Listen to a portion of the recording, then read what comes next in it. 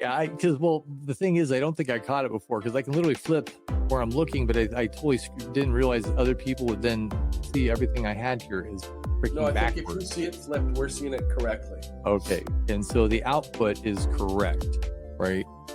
And Tom, you look like 20 years Camera old. one, regular, this is backwards. That's backwards. Yeah, that's Okay. backwards. Regular, This is regular. back. Yeah. Backwards. Camera one, camera two. Camera two. Camera Camera one, one, camera two. camera two. All right. What eye is supposed to be winking on your guy? His right eye, right? Like this eye. It wouldn't switch on the hat though. It's his left eye on the cap. Can I show you something? Did I show you his new version? I actually put his face. Oh, I did. I showed you. I mapped him actually onto a guy finally. So he's he is being 3D printed this weekend. Cool. The whole little dude. That is really. How long does that take you? Guy like this takes about, I want to say 8 hours. Really? And I actually made this talking to an AI and just describing what I wanted. Said I want a Gundam armor, pseudo armor guy combined with the Star Wars AT-AT. It did this. The AI did this. And then I put this into an AI 3D modeler. And I dropped that 3D modeler into my printer and it pooped this thing out. That's pretty I can make my own toys, just whatever I think of. Like kids can literally, what do you want? I want to do da. This thing will pop out of somewhere. Like it's cool. That's crazy. I'm buying one. Huh? I want one now. I'm happy to walk you through it. And you can watch this whole time lapse of it like just coming to existence. That's Very cool gratifying. Very gratifying. Anyways, I want to gentlemen, make as we stuff for my grandson though. I like the idea of, hey, what do you want? And let him describe it. I love And that. I'm going to segue into tariffs. Are plastics affected by the tariffs? See, this is actually what Dominic flew to Florida for, Jay. This is what we plotted against you while he was here. We were just going to totally rip and bother you. All right, let's get to our guest. Yes, we have a great guest on. She's incredible. She is Canadian, and recently I did an article with her on the tariffs and really some solutions and ideas. And I want to go through some of those solutions today with our guest. And I think it's going to be an awesome conversation. And you know what? I think, guys, I have to give her a little credit about some stuff lately because I was on a talk today. I did another show on someone else's show. And they're like, man, you guys are really thinking positive about this, like changing the mindset of how do we tackle this. And I think that it's come from a lot of the conversations we've had. We had one last night and looking at that silver lining. And I think that's great about our guest tonight because what she wrote in this article has a lot of that. And I think it's really cool to be able to do that tonight. So I think we have a great show. Dominic, you look really serious and young today. Well, thanks, Jay. Yeah, you look young. That doesn't Smooth seem and young. How I looked yesterday, but Dear God. No. You make me feel so young. No, exactly. So, have you had coffee today, Dom? I had coffee this morning. Yep. You know what I had today?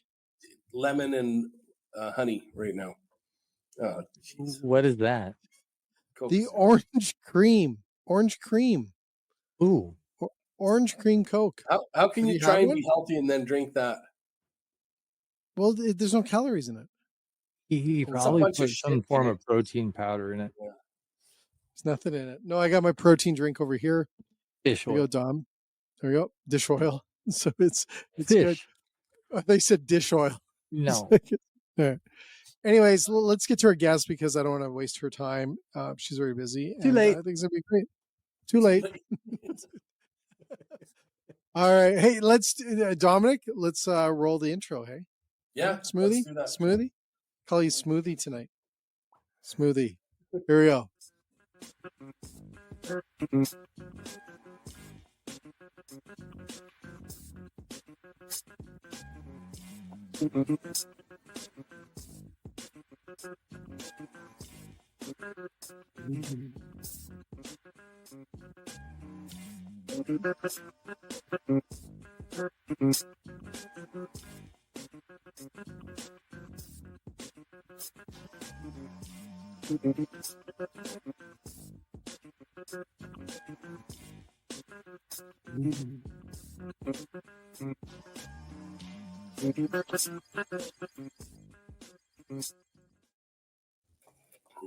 Awesome. Hi, Samantha. Welcome, Samantha. Hi, guys. Hello. How are you? I am doing good. It's not raining in Vancouver, so things are looking up. That was the best opener ever, Jay. I've never done an opening like that ever. Are you going to write in your yearbook, "Have a nice summer"? It's because I'm staring at Smooth Dominic over here.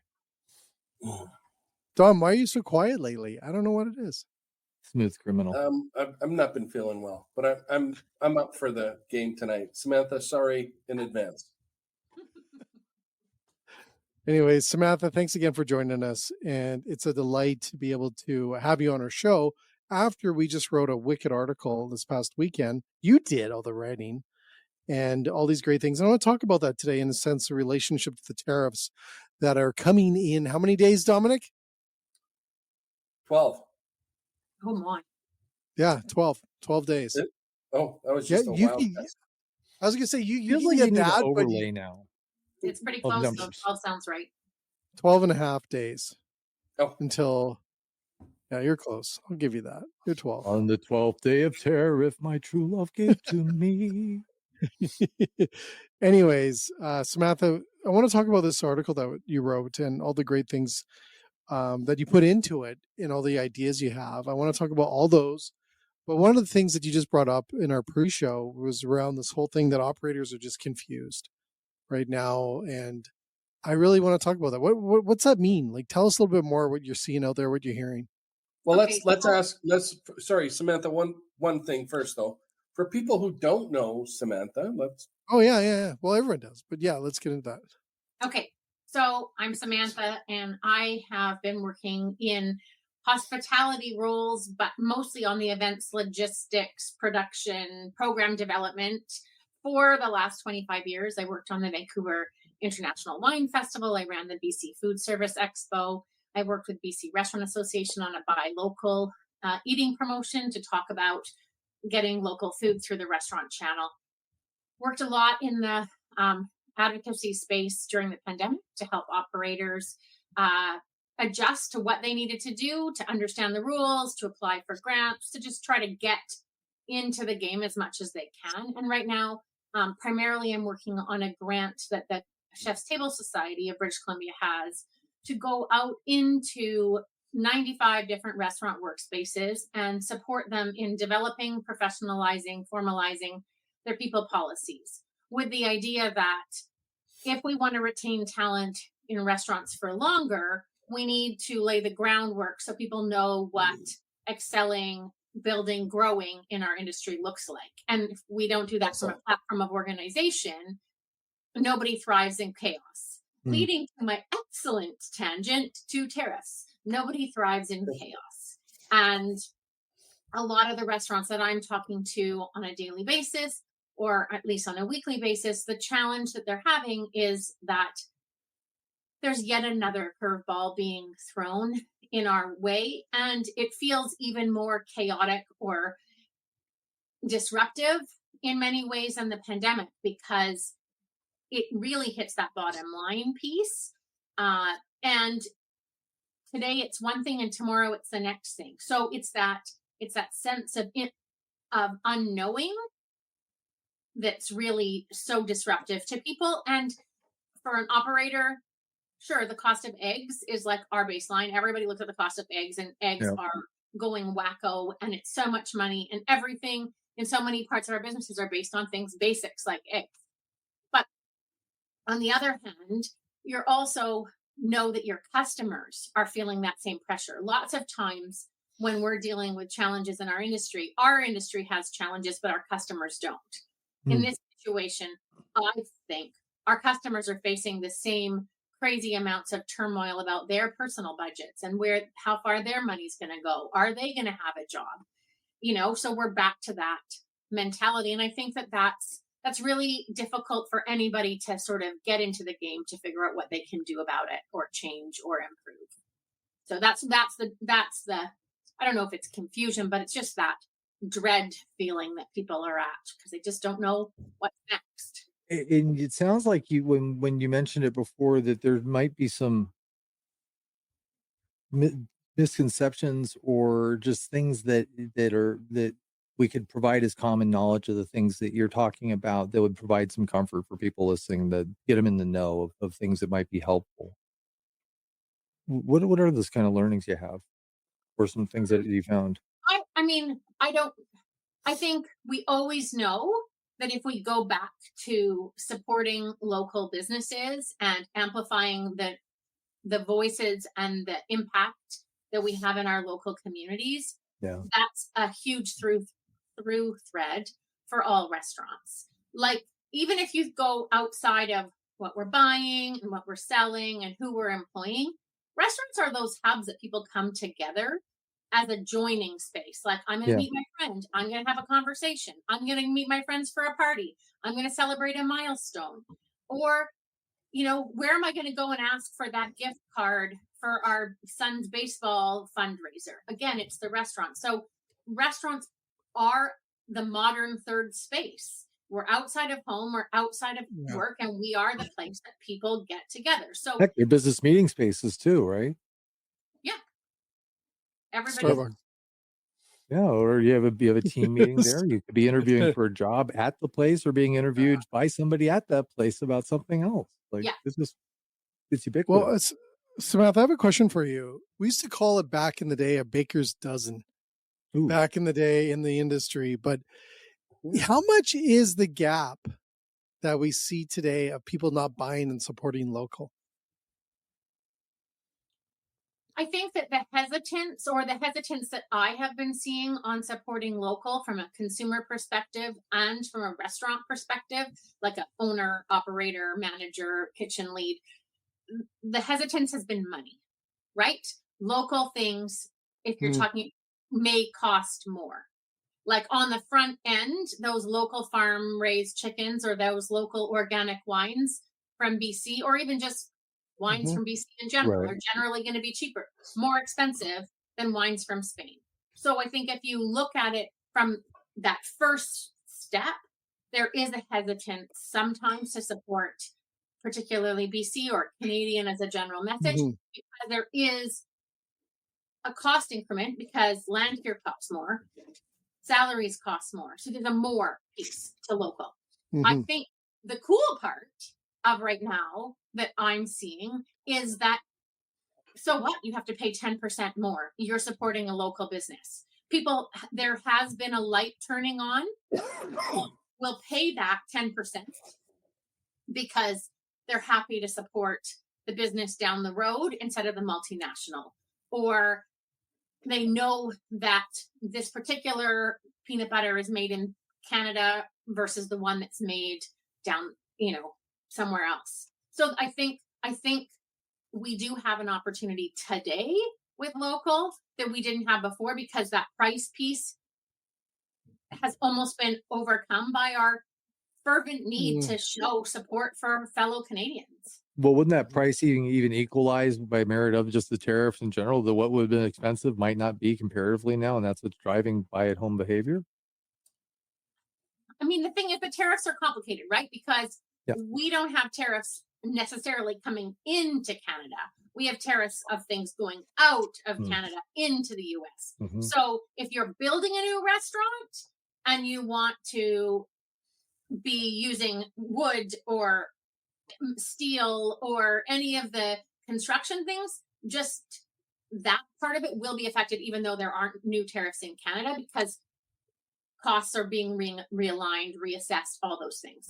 If you're bringing things into Canada, there could be tariffs on orange juice. There could be tariffs on Harley Davidsons. We don't know what those look like, but they're much more strategic on the Canadian side coming into the country than they are the going out of the country idea is that it's a flat on everything, whereas coming into Canada, the idea is that it's going to be more strategic, more operationalized. So I think that part is still sort of really up in the air for how it's going to affect our prices.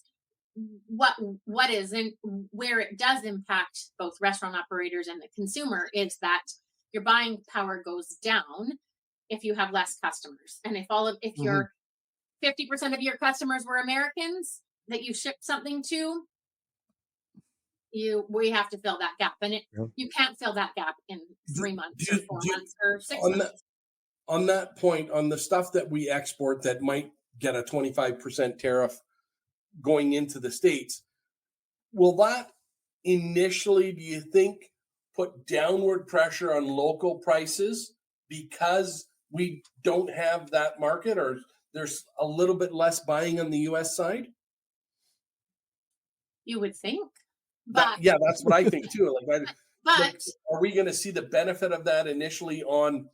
Dom, I think what's happening right now is we're seeing the opposite. We're actually starting to see prices creep. Yeah. Yeah, and it's not even hit on products. But now here's are manufacturers taking advantage of that? Well, I don't want to say that they are, but I think. Well, I don't want to say that they are either, but no, but what the Dairy Board of Canada did when the pandemic hit, they said they needed a 10% increase on their prices on what they were selling stuff for, but because their input costs had gone up. But in reality, their input costs had gone down. Oh. So they took their 10% regardless of what was really happening in the market. Right. I'm not saying all manufacturers are like that. I think that's the problem with doing things like this move fast and break things approach. Is that if you move fast and break things, you don't know where you're actually breaking the things. You know what the impact is right here because that's what you broke. But you don't know what happens half another step closer to my screen and another half a step closer to my screen because in that there's so many balls in the air. Right? So I think that... And it can get hurt, right? Like a lot of stuff can get hurt. Yeah, and so I think what manufacturers might be doing or starting to figure out what they can do is what is the cost of diverting product? And then trying to figure out like, okay, if we're restreaming things back to Canadian markets, how do we get it? How much does it cost? All of those things. And then the price will be reset. But they don't know yet. Right. Samantha, one of the things I want to kind of shift into the article that you wrote, and it talks about in a sense, connecting it back to our industry, is one of the things on there. You talk about the Team Canada approach, and I think it's so interesting because it actually got a lot of feedback about that. In a sense, I know that was kind of like our Canada provincial, our premiers were kind of bringing that Team Canada approach, but then we put it into this Team Canada approach to restaurants. And I want to talk a little bit about that. What's that mean to you? Like when you wrote that, like, what's that mean? Let's just talk about that. Well, I think what it means is when we have previously thought local, and when I've talked about local for programs like our Buy BC program that we did Eat Drink Local in restaurants. So Buy BC is the funding arm of the provincial government that funds locally produced foods. Anything in the food and beverage space, you can apply for funding and labeling to be labeled Buy BC, right? Well, as an extra step, they created a program called Eat Drink Local, which was that at the restaurant level, right? So we did that up until we were doing stuff in that in 2019 and 2020. So now we've always thought local was BC or local was Fraser Valley. There was that book called 100 Mile Diet, where you were really, when you were talking local, you were talking like the farm down the road, or you were talking the people in your own province. And I think this moment that we're in now calls for local to be everybody on board the Canada train. Like we're all together in it from coast to coast to coast. We're all in the same boat and we're all proud of being Canadian and we're all proud of the things that we grow, make, bake, fish, harvest, and the list goes on because those are tastes of our country. So I think the Team Canada approach is taking that local message and saying that local is for us a much bigger map right now. and it tells the story of all of Canada, and that's what we should be proud of. Like, if right now, I mean, it's cabane à sucre time in Quebec. Like, why this is the time to be doing things with maple syrup, even in BC, because we're telling the story of another part of our country that we're proud of. When it comes to lobster season, let's get on board and do lobster season in BC, even though lobsters are PEI in Newfoundland. And when we have West Coast crab that's able to be harvested, send it the other way, so that we're doing more on that food scene that tells the Canadian story. So that's what I mean by, like, we're getting on Team Canada local, not Team BC or Team Vancouver or Team Kelowna. So I thank you, Samantha. I want to talk to Beck on this, because Beck, he's in Florida. He's out in the United. You can tell by his shirt where he's from. Well, I knew I didn't realize how much America is all over my screen. I'm like, this is kind of over the top. It wasn't deliberate. No, it We're wasn't. gonna talk tariffs. Let's go. No, I want to just bring this up, because this is what came out of the podcast the other day that we had with Vince, and we're talking about, like, the positive stuff that comes out of this. This is Canada being united in this movement, not only from us supporting restaurants and to what Samantha said, but it also is just our country getting together and supporting each other. How's that see from your lens, Beck? You're in the United States. Do you guys do this down there, or are we just crazy? Well, okay, Canada, so they got it times 500 over us, Jay. They're so proud of their country that it's sad that it took this to rally Canada. Really, that's my opinion. Sorry, Beck. that's okay. You guys have pride. They have pride. I know I'll show they you do. some Well, last I think there's, I at think their hockey game. I absolutely there's there's always been a strong sense of nationalism, right? But what I think you're describing here is something other than that. And I experienced that when we had the hurricane here, right? And I guarantee the people in California experienced that when the fires hit. And what happens in a extreme disaster, something that is monumentally or foundationally shifting exactly the way everybody's thinking about things or experiencing their lives, and potentially disruptive to their house, homes, and livelihoods. I hate to say it, we become better people. Yeah. Lots of people do. Right? Lots of people rise to the occasion. Some don't, but lots do. The signs in the yard don't matter. Right? We start trying to figure out how we help each other. When we had hurricanes here, and the next day, it wasn't people trying to figure out who I voted for or what I thought about. It's who can we help? Do we have enough people? Can we find more people? How do we help each other? And that is the thing I think that in all of this, that the what's this trying to teach me? If we ask that in these bad moments, I think this is one of the best lessons we can all grab onto, is we are so much more than what they tell us we are. We're so much more than we allow ourselves to be. And I think the moment we lose the concept of caste and class, and we humanize the moment, we figure out things in a much better way. I think there's a level of what's it called when you let go of things? Not dissociative. The words detachment. When you're detached from those other things, you can actually focus on doing things that are a lot more valuable than just money, riches, celebrity comparison, and just be the people you're supposed to be. Canadians are freaking awesome, and when we look over the border, we see people who love each other. We don't know any better. And I think when you look over the border at us, they go, wow, they sure love their country, but wow, we sure talk a lot of crap about each other constantly. That was a lot, but I feel really passionate. No, it's good. It's really made you think. I think the humanization of each other should be our goal. Mm-hmm. That's what it comes back to when we talk about restaurants. We talk about that feeling, the moments we're with our families. That moment actually matters. That actually anything even has one moment of what matters is that. Everything else should be in pursuit of that. I think when we're looking at that sort of that third spaces idea that restaurants already are, you come to a restaurant with the idea of sharing an experience. Yeah. You come to share with the staff if you're by yourself. You come to share with the friend, the chosen family, the family that you went there. That can be for any, the colleagues. the prospective colleagues, right? You're coming together to share an experience. So we have such a unique space that used to be occupied a lot by more in, maybe this doesn't happen as much in the States, but churches lost those spaces. There's a lot less people going to churches. There's a lot less people using the community centers. There's Yeah. a lot less people finding community in the Lions Club or the Masons or whatever, where they before they found that community. So now where people are finding community is at the local coffee shop.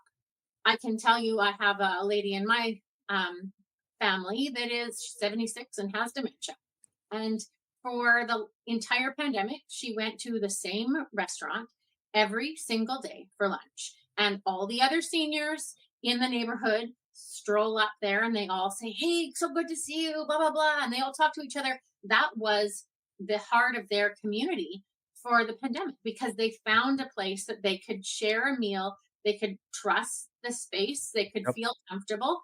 And we're very lucky to occupy that space in people's lives. What we have to do now, when we're looking at this threat to people's revenue and their budgets and their ability to spend, which that's our downside. We need people to spend money to come into restaurants as a general rule. Yep. If that's our downside, then what is the carrot, or what is our broader awareness that we're bringing back to why people come to us that transcends their budget? So can we tell them the great story of the things that we're doing in the community? We were already doing them. Tell that story, right? Can we make a few more decisions that when people are out there like, "Hey, we saw that they switched and they're supporting this other local supplier."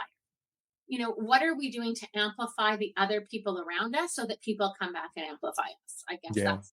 that's good. that we have this great platform as a place of connection to work from. And it doesn't matter if you're there as one person or as a group of 20. Yeah. Thank God we're past groups of 6. And so the ladies from Terroir that were on the other night, I promise I was listening, by the way, there's a callback. They mentioned something that's actually really important too, is that you don't have to, of all the things in the world, you don't have to speak the same language to enjoy food. Nope. Here, you understand me. This is delicious. We both love on this. And we're already communicating something very pure. Transcends. And it's the thing that you have to do no matter what city you are in the world. If you're here for a day or forever, you go and eat. You have to go and eat. And it's also the thing that people ask about. A woman on the call, one of my calls today, was in Paris last week, and I was like, "Oh, I really want to know where she ate." I didn't really want to know about the meetings she went to. I didn't care about that. I was super interested. Or heck, you plan trips around the food stop.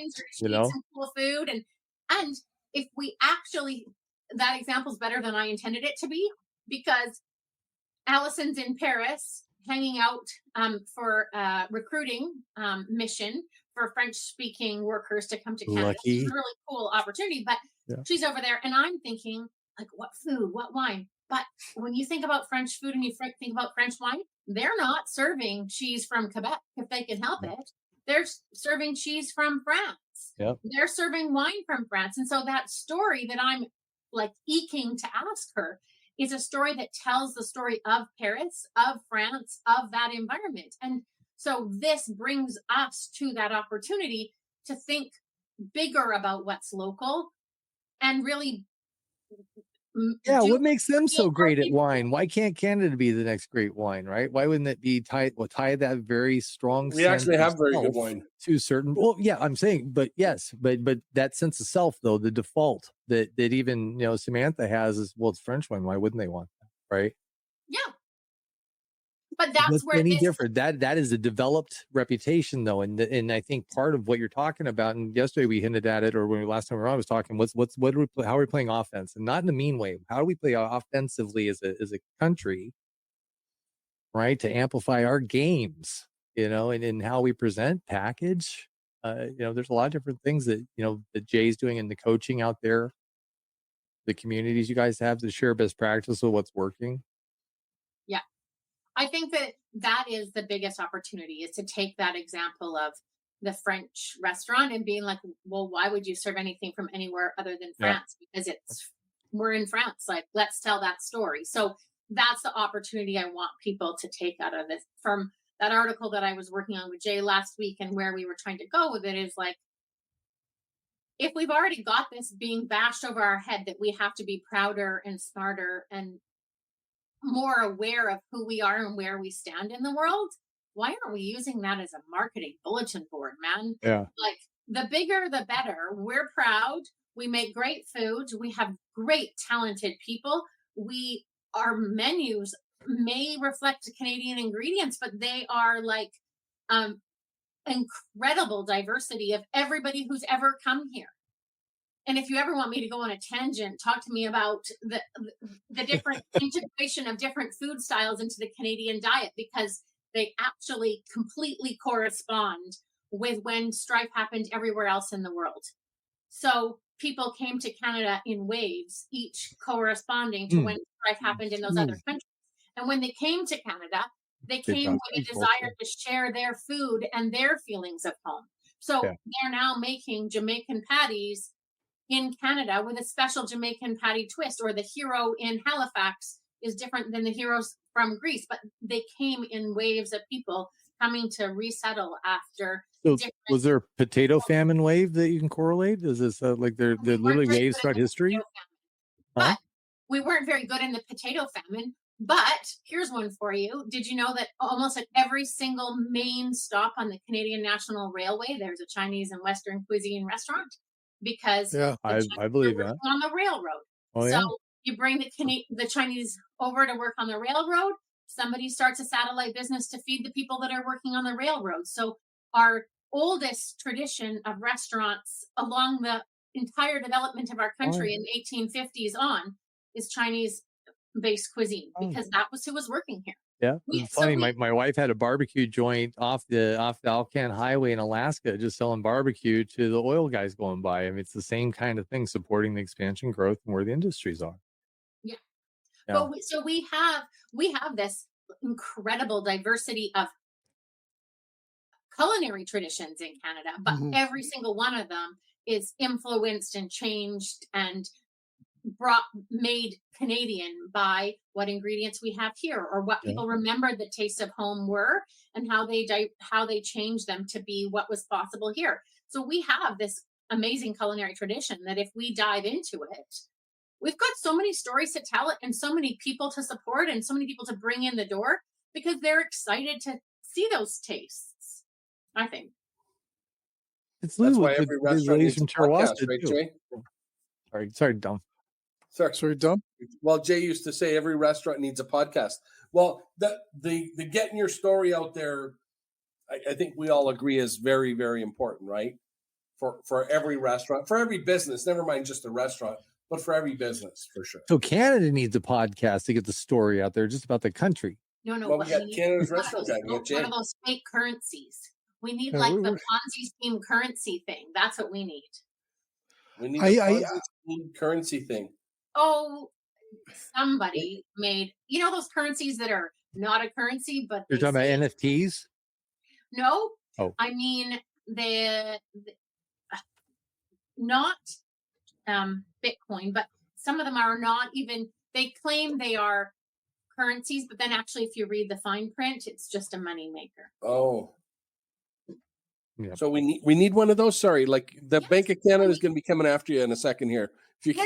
That's a good way to get investment, people to invest in you, so you have money to spend. The Canadian Ponzi. Yes. I think the thing is, and I think, Samantha, like you said, is that, and I see this still today, and it is an opportunity, and I'm glad you brought up the whole idea about people telling stories. There is still opportunity there. There's still a lot of people that need to tell more stories about their businesses. And that was one of the things I took away from the webinar that was on yesterday, was that, and I mentioned this actually to some of the customers that I get to coach with today, is, and I'll have an example here in a second, but I was mentioning don't forget to tell everyone how many people work at your restaurant right now.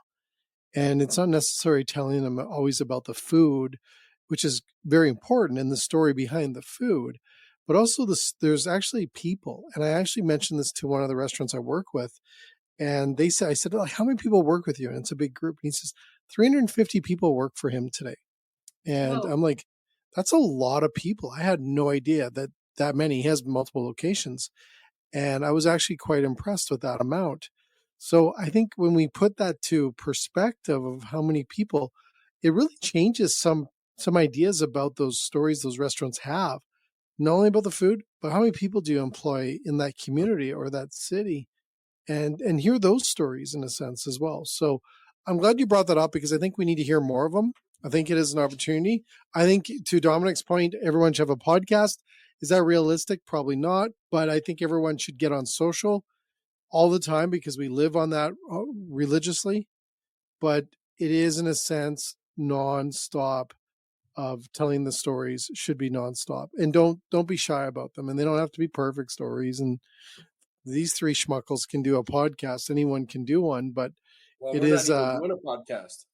It's not we're even not even doing we can't even call it a Yeah, podcast, but it is in a sense I think we just need to hear more of those stories because they are important, and people, I always say, people don't really connect.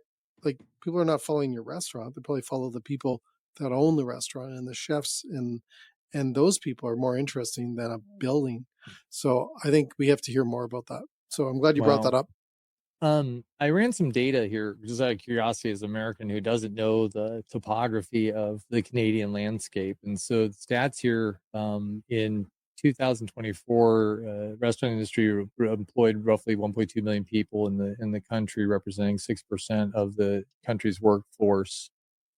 Of that, about 520,000 were young Canadians. Um, 47 in 2022, the federal government statistic was 47% of the British Columbia restaurant workforce, so it'll mirror up. yep. 47% is under 25. Yeah, and it said this counts for 1 in 5 youth jobs.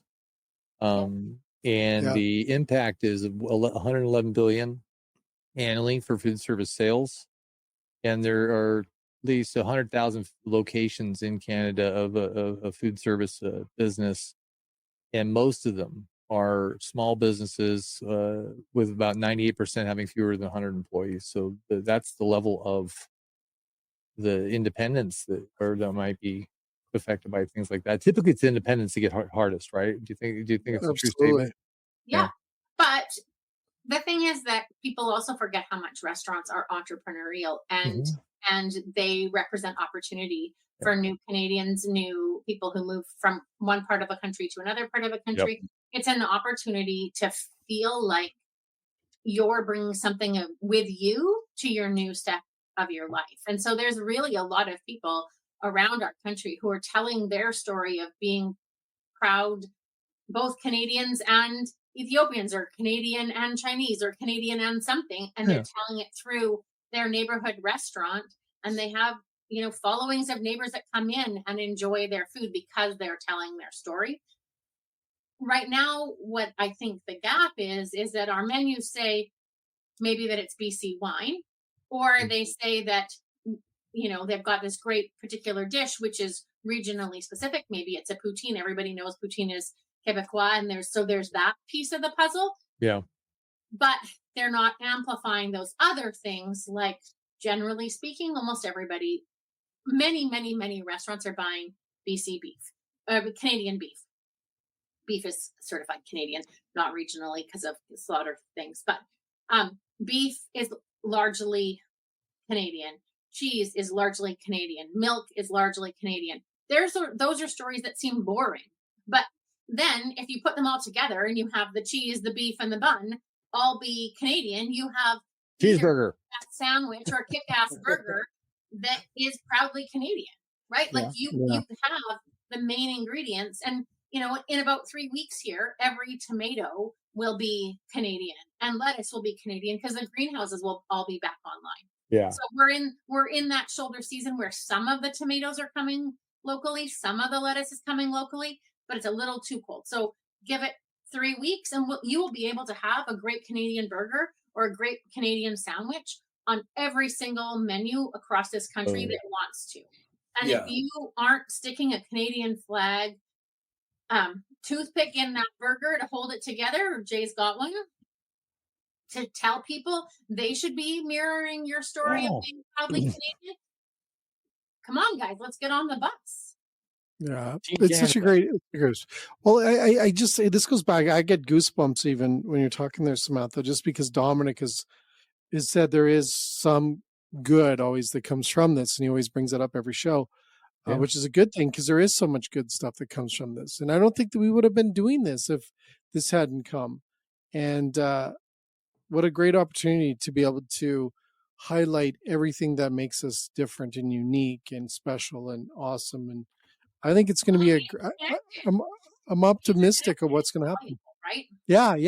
It's so, Like, and I hope we get to a point through this process that also that we don't create this wedge between the United States and Canada. That we want you guys, we want Beck and his crew to come up to Canada and spend your very well deals that you see up here with your dollar. But we want you to come up here. So we want to also encourage the Americans to come up here because it's a lot of business for us as well. Is there anything on that, Samantha, you want to touch on? Because you're really close to the border where you are. Oh yeah, we're close to the border. Half an hour to from my house to 3 different border crossings. Wow. 4 possibly if you go 45 minutes. Then we have a lot of border crossings right here in the Vancouver area. But I mean, certainly we want to have people come north if they're willing to come north. And there's a huge population just south of us in Bellingham, Seattle, Portland that all do come up and support for ski season and, in the summer to do mountain biking and all those, outdoor adventure stuff, fly fishing up if they go further up in BC.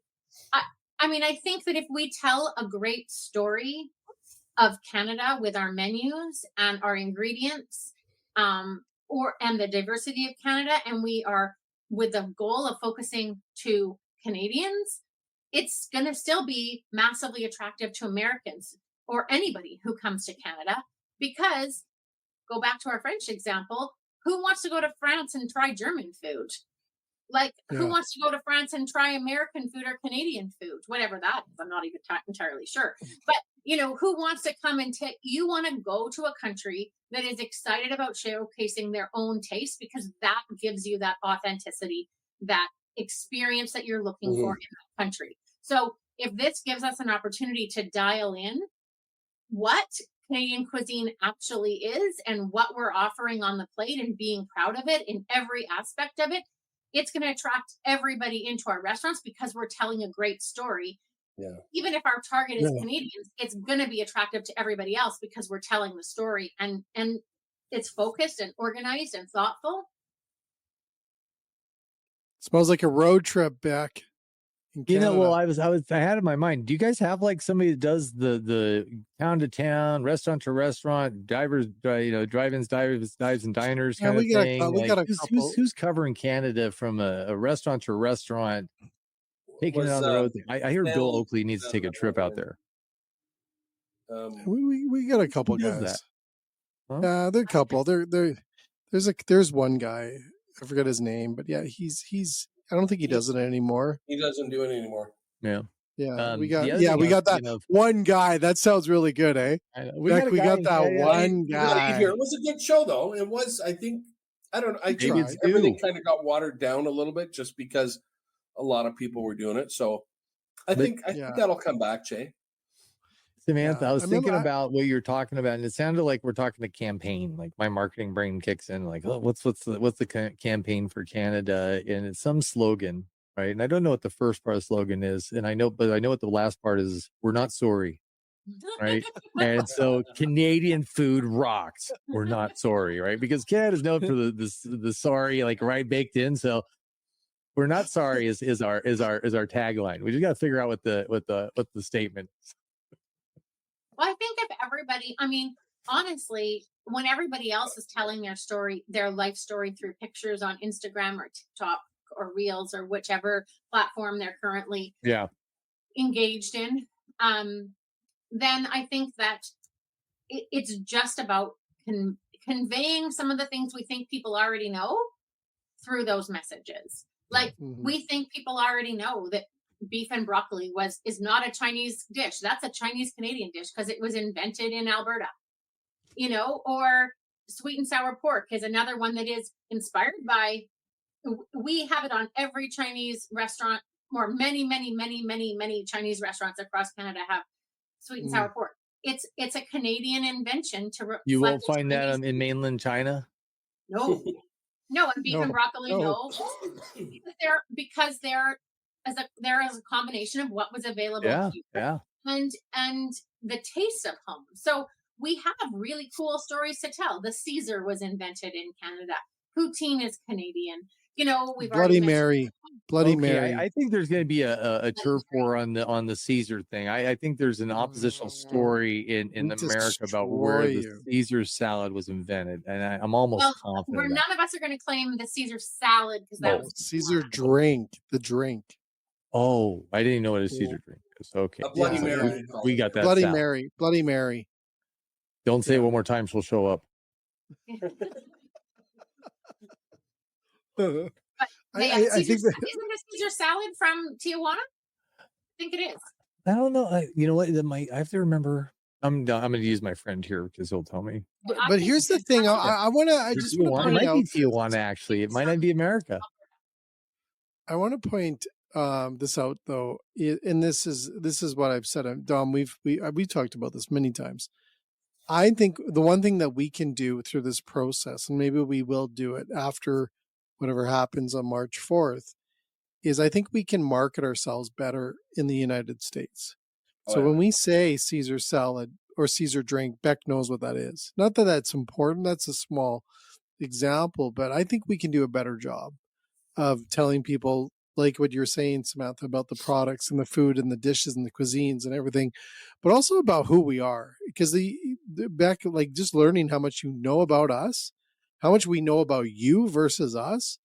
I don't blame that on you. I blame that on us not marketing properly into the United Oh, States. I blame it on us. We're kind of ignorant. No, but Well, we need to tell you that we're more than maple syrup, sap, all these other things. And Or the Yeah, Yeah, I know, and California I'm not being roll, mean to my also fellow invented in British Americans. Columbia. Huh? The California roll, which is like one But of the most famous sushi rolls in all of Canada. It was invented in Vancouver by Chef Tojo, and it is But- like ubiquitous. But it's a Here's the Canadian question. sushi roll. Right. Canadian. So, massive Canadian chain, Boston Pizza. Hmm. Very big Yeah. French fry chain, New York Fries. They did a bit on this on Canadian restaurant chains. If there's Named an after American American name, cities. what's that? Named after American cities. Yeah. If there's an American name in it, in the name of the restaurant, then it's probably Canadian. But the California roll's an example of that. Do you think when they named it that they named it a California roll because they were embarrassed to call it the British Columbia roll? No, we have Avocado. avocado. It's the avocado. Why not call it an avocado roll? Why call it a California roll? It evokes images of the coast and the beach. so we're gonna start naming the- stuff Canadian. Well, I'm saying we to Beck's I point know. earlier, like we kind of have this apologetic vibe to us, and we're not necessarily proud of some of the things we do, and we put American names on things so that the rest of Canada accepts it. Because if you were to call it the St. John's restaurant, people might not go to it. Well, then it could be evoked. You have to maybe layer in some understanding that maybe it's about Hollywood, maybe it's about a little bit of celebrity, the beach vibe. There's a whole vibe I think that they might tie to sure. California in that sense, Yeah. right? So I think to Jay's point earlier, right? Like we're not good at telling our own story at all in many things. Well, Yeah, I think but there's also, don't you opportunity. think people haven't had to tell the story? Like the thing is that a lot True. of the confluence of changes has been pandemic goes here, and then social media goes here, even Yep. here. Like we had social media, but when people were home for 6 months or 12 months or whatever somebody's personal story was of how long their life changed, there's a huge elevation Yeah. of social media and the impact on everyday life that Yeah. went even crazier because of the pandemic. And Yeah. restaurants told their story in the menu. They told it in the hardboard, the format they chose, Yeah. the clipboard. Is it a bound book? Is it what, And that's where the story was told, at the place that you ate. It was in the displays in the window, the furnishings, the soft touches, the lighting. Yeah. That tells your story. Yeah. Now that social media's star has risen above all other stories, you have an obligation to tell your story in a different way than most restaurateurs have ever tried. They Yeah. may be on social media and posting once a month, like their Yeah. Thursday special. I think Jay also spoke about that Beck thinks I'm nuts. No, No, I did a side I don't journey think on the we've most ordered adapted food quick item. enough. Sorry about that, Dom. Yeah. I think Jay spoke about this but many times last year. I know it was a constant topic. We didn't, the restaurant, probably mom and pops or individual units did not adapt to that change, Samantha, that you just described. No, not in the same way, I don't think. No, not at No. all. And also, like, I forgive them because who has time? Like, Right. you're trying to Yes. recover your business. You're trying to think what items are selling. You're trying to make sure you're Yeah. profitable. You're trying to track the cost of eggs so that you're actually increasing the right items at the right time to make sure that you're still making money. A lot of those people don't have the time to then turn around No. and figure out how to tell their story on social media, because yes, they have a kick-ass camera in their phone, but you Yeah. can take a shitty picture with a kick-ass camera. No one told you that you got a kick-ass camera and you automatically get a kick-ass picture. So there's some skill development there. There's some regimen development. Like, you have to practice doing it and you have to get into doing it. And I think a lot of restaurants haven't invested that time yet because they're so busy catching up on the other stuff that they need to do. Yeah. And now What they're about interrupted. quick idea? So thinking about that, like, there's just people that are bad with their cameras, right?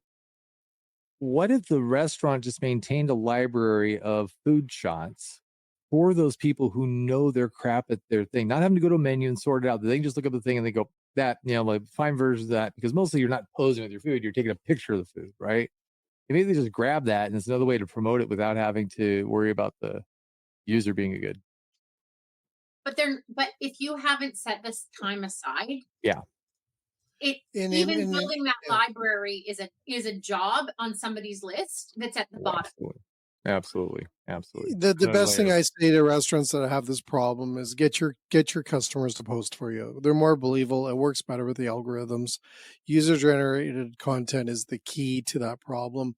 And then you just have to create the environment, meaning getting them to post. And we did a show with David Hopkins, and we asked David, like, how do you get people to social? He goes, put the little Instagram logo on your menu, and people will know then that they have to post when they have pictures, when they have products up. Incentivize them to do it. Yeah, incent them, right? Like, we're going to pick the best picture this month. And then all you do is you hashtag, you have a common hashtag, and then everyone, you go in there, find it, and then you repost it on your channel. And then you have when I was in the Dominican, the bartender, the lady, we got a drink, and it was like, it was perfect. Anyway, she said, how was it? It was excellent. Hey, would you mind? And she asked us right then, can you help me, give me a review? And she gave us a little card, and she came around the bar and said, please give me a review. Just say what she didn't tell us what to say. She did say, if you're going to give me like you just did, a 5 stars, that would be awesome. And then when you come back, I'm going to buy you a drink. So like it's that environment. Create the environment. She walked you over to that. She walked us right through it, right? So I don't think you need to do that all the time, but I think back to when we were talking yesterday about working with our staff, Jay, Yeah. and investing time and effort in them. That's this, right? Well, Like you're saying to the customer as well, right? 100%. We want the customer to have an experience, is what Vince also talked about. Is that's what consumers are looking for? Yeah, and that And engagement, right? Personal touch from their server, the chef. Well, I she think probably also- saw that you're the go to podcasting, and she ran over to get your autograph. That's why she picked you. But Sorry, I think Samantha. the other side of that is the storytelling piece, is that not only did social media change, but where people are dining has changed. Yeah. So, yeah. you know, if you're looking at some point at one of the buildings downtown pre-pandemic, Right. 8,000 people took the elevator every day. Yep. Height of the pandemic, 80 people took the elevator every day. Giant office building. Now, what do we figure they're at? 5,000, 6,000 a day. They're not at 8,000 because they're not everybody's back at work. So you've got 1/4 less people, and it took 4 years or 5 years to get there. And you're building back, Yeah. but who has to tell the story and where you have to tell that story has completely changed. Like the neighborhood restaurants only used to tell their story on the A board out front of their business because everybody who went in there walked by or knew they were going there. Now, if I was a neighborhood business owner, I would be posting on every neighborhood Facebook group, every dog loving group, if you had a dog loving patio, whatever it is, because people want to know what the local businesses are doing for their local community. And 100%. we haven't had to do that before because we put out the A board and that was enough. Well, people like to root for people too, right? Like I'll go to Jay's restaurant because I like Jay and I want Jay to be successful. And if they knew the stories of the people, that there's families and hopes and dreams behind it, that changes things also. And I think it's have to powerful. tell those stories in different places with more oomph. Yeah. But don't you think? Yes. Like, 100%. 100%. people just it hasn't been a stream for us because it wasn't required, and now it's not just required. It shouldn't just sit at the bottom of the list. It really does have to bubble up. Yeah. And once you get going, I mean, it's just like this work that I'm doing on people policies for restaurants. Some of this work you do once, it gets you in the right place, and then you're constantly building from, instead of being here, you're building from here, and you're making great strides all the time because you have a better baseline. So I think with social media and storytelling, and even if you just start by putting an A board outside and you tell the story of your True North flight or your Maple Leaf Monday offer, whatever, you start having maple syrup on your coffee instead of agave. Whatever. What am I hearing music? I don't know.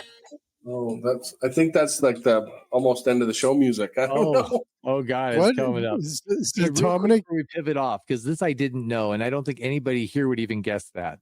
What are the top 3 items ordered in Canada? What top 3 food items are ordered in Canada? No Googling, hands up. French fries. You missed it by 1, but that's in the top 5. Okay. Are they potato wedges? Coffee. No. Hamburger. Sushi. No. Comes with sushi, but not sushi. Rice? Rice. That can't be. Seafood? Miso. I'll give you that because I don't want to hold it too long. So Miso? miso is number 3. Miso is number 3. Miso. No. And Dominic? No. Ridiculous. No way. Most ordered what food US item. site did you pull that off of? Most ordered food item where ordered. at Bento Sushi? No, Like, we're saying this is from Uber Eats is the Okay, source. Uber Eats. Okay. I'm saying ordered. Most ordered food item in Canada, right? The top 3. The What? number 1 and 2, Dom, So- we had when you were here. Bacon and egg. Muffin. Buttered chicken and garlic Butter naan. chicken. And garlic naan. Top 3 items ordered by food delivery in Canada are buttered chicken, garlic naan, miso soup, number 4 French fries, and number 5 miso soup. yes. And number 5 was butter naan. So you guys love some naan and We Okay, love some our naan. Indian. that's a funny one because I actually think the reason for that is that what are the three kinds of Wow. food? What are the four kinds of Google? What are the four kinds of food people go to first? Indian Pizza. food, Chinese Indian. food, Yeah. sushi / Japanese food, which is why there's miso Yeah. in there, and pizza. Because Yeah. all of those food we are used to ordering and as takeout. So it's their go-tos in terms of Yeah. their traditional takeout style of food. Like you're used to it. Like I have no problem going and ordering pizza. We're ordering Chinese food for 20 because you go and you get all those bags and you feel really awesome because you got all this food. But the style of food we're ready, willing, and able to order as takeout, whereas you would less likely to go Eat and buy in at a Subway. Indian place. Yeah. Yeah. Yeah. Or just it isn't there's other styles of cuisine that you don't think of in the first idea of ordering out. It almost feels like these are comfort items too. Like they're in a nice cold day, butter chicken and miso soup is going to keep Sort you of. warm. Well, But it's just because miso soup goes with teriyaki, miso soup goes with sushi. Yeah. So, like, if you ordered anything else from a Japanese restaurant, you probably got miso with it. Yep. True. Anyway, sorry for distracting the No, wrap no, up, no, but I no, was no, like, no, no, I was just no. itching to know. No, sorry. No, it's good. That's what Dominic and I had for dinner when he was here. We had buttered chicken, Yeah. and garlic But naan. I've never had garlic naan. I've So never good. had it. I've always had just buttered naan, never garlic. Yeah, First and I time I made him had it. fresh roti when he was here too. And that Oh, was wow, awesome. that's awesome. Yeah. Anyways, as we wrap up, I just want to thank you, Samantha, for your time. Love the article. We got to do more of those together. That was a blast. Like I said, we had a lot of people read it, a lot of comments, and I've had a lot of people tell me just that I work with every day and talk that they loved it as well. So I want to thank you for joining us on our show, and it's an honor to do those kind of things with you, but also just the way you think about our industry and how much you care about it. It really is awesome. Just want to appreciate everything you do. So thank you so much for spending the time with you. Yeah, Well, I thank hope Thanks, Samantha. people really do think of one thing on their menu that they can change to tell a Canadian story. And Yeah. because why wouldn't we be more like France? I mean, who goes to Cuba and doesn't have either a Cuba Libre or a mojito? And if you don't, you're missing the boat. Well, maybe that's the campaign is you get to say what's your one thing, and everybody put it in your window. What's your one thing? What are you absolutely unashamedly not sorry for? Your Canadian one thing you're known for. What's I your think that'd be a totally really Canadian cool thing? national campaign. It is totally fun. Yeah. I love And that. I think for the people that go to restaurants, ask them, Yeah, what are you known for? them. Right? what's your Canadian thing? Because some of them aren't thinking about it, right? They're just like you said, they're confused and they're worried and they've got all this other stuff on their plate, but they could actually be making a difference and connecting further with their customers. Yeah. And I agree. I know butter chicken wasn't made here, but there's probably some combination of really traditional Indian foods that are a Canadian hybrid that would be, you could tell a Canadian story with that. And this is all a Bill Oakley thing. It really is. What is special about your town or city? What is your local food that you guys love? We have a friend that we have on here, Bill Oakley, that's what he focuses on here in the U.S. And he really would do a what is special about Canada, province by province or town to town thing. Would be really neat. Yeah. Cool. Thanks again, Samantha. All the best. And we'll talk soon, okay? Let's stay in touch. Let's do another article soon. Okay. Thanks, Samantha. Bye. Mr. Beck, I gotta go soon because someone's cooking something upstairs and it smells so good. Is it butter chicken and garlic naan? What's this, Dominic? Are you playing like a little... That was the goddamn drown out music he's been trying to play so subtly, and that was the automatic music that came on my phone to you to stop talking. Was that what it was? Poor Samantha probably wanted to go about 20 minutes ago. No, we talked about the drown out music like last episode or one before. I got it here. But you know, Jay's memory is about 7 minutes long. Yeah. That's so if you're you lucky. can do the slider It's and 7 increase minutes. the volume, and oh, that's the time. My hands are tied. We gotta go. So good though. You should smell it in here. I Oh, thought it does was smell like, good. What is that? Is I that don't like know. beef It smells bourguignon? really good. Hey, Dominic. I'm saying beef bourguignon. Our shared brain. I'm telling you what's upstairs right now. You tell me if it's wrong. 3,000 miles away. What? If it's beef bourguignon, what do I get? I don't know. It's not. But first of all, Dom, you can't Yes. play your weird music. Well, that's world's best class. You know what happens, and you probably don't know this. I'll teach you something. It sounds like That- crap. Well, first of all, it does. But second of all, is that if you didn't buy that song, our network will shut down the whole show. You will get banned. It will yank it from YouTube. It was an unlicensed bit of We audio. literally, you know what they do though now is they just don't play it. The voice or nothing. They mute me. Yeah, and I've had that happen before. So just give me the ear pull. Pull your in your ear when you want me to wrap it up. He's sitting there with earlobes this long, just. Nah. Do your ears hang low? Do they? No, but I think Can you tie him in a bow? First of all, I think having Samantha on, she's brilliant. I love her energy. I Yes. love how she thinks. Yes. She's Yes. one of the best in the Canadian. She rolls market. with the punches too. She don't. rolls with it. Actually, She you know knows her what? stuff. She knows a lot of shit. You've been pretty reserved these last 2 days. I think if you throw in things about economics and finance, you actually turn into a businessman. Well, I can turn that tap on or that switch on anytime. That or it's not a gallon jug of Astro juice caffeine Well, with mule kick. No.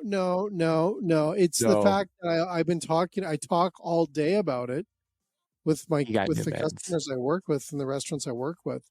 All day I'm talking about business. So it is kind of nice. So I don't talk about Dominic looking smooth. You did on the- spend some time on how smooth he is. He looks. It's actually uncomfortable now, Jay. Look extra smooth. You look like a smooth Dominic.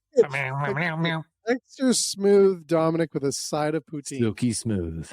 Silky smooth Dominic. I think that's your next award. You can just say, You get to touch Dominic's head if you win. Wow, absolutely not. the Benny Hill slap. yeah. Oh, I so want to do that. I would love that. Okay, that's would do that happening. all day That's going to long. happen at NRA. Hey, There will be Norman, I wanna Benny go Hill have- Let's slapping. do an episode like that. Yeah. By the way, we're going to be doing a live broadcast from the National Restaurant Association show in Chicago. When? Dominic, Oh, you me? can't even get the fucking month right. Fucking- How I many didn't hear the football fields calendar. is it? May May 16. 17, 18, and 19. At 20. McCormick Center in Chicago, Illinois, the Illinois. Jay Ashton Zoo Crew and 10 Lynn football show will be fields. going mobile. 10 of them. You guys, I'm just And gonna plant the seed. Just plant the seed. I think this summer we should do some of these on the road together. That's what I've been saying the whole time. Well, I know, but I say we get an RV, right? And we play Lindsey Buckingham the whole way, Let's- Holiday Roads Canada. from Vacation. yes. Is that Lindsey Buckingham? It has to be after July. Holiday Road, really? Yeah. That's Lindsey Buckingham? Yeah, it is Holiday Lindsey Road? Buckingham. we That's a should good do that. song. We should go across Deep Canada. cuts. We should go across Canada in an RV, Yes. old RV, like 1960s RV. Yeah, No, we'll no. get Cousin That'd be Eddie's super RV. comfortable. You'll wear the hat you had on the other day. It'll be perfect, right? All right. Well, let's talk about that more. Anyways, thanks I'll again, dress up like gentlemen. I gotta Lieutenant go have Dan. dinner. Yes, Dominic. What's that, Jay? Nothing. We'll pretend he's a mafia guy from Chicago. Yeah, he's like, Yeah. He's Phony. Phony Phony in the Jimmy back. Bam Boom Dominic Bag of Gimme. Donuts. He's over Gimme. here busting bowls. bag of donuts. All right, gentlemen, have a great evening. Thanks again, and thanks Samantha for your time and all Thanks, the great Samantha. stuff you do. Bye. All right, Dom, you ready? We're gonna do a little intro. Ready? You Not ready? Corey. You don't look ready. You don't look ready. I'm ready. Go, do it. He looks smooth. Do it You now. look smooth. You look silky now, Jay. smooth. Make it so. Do it now, Jay.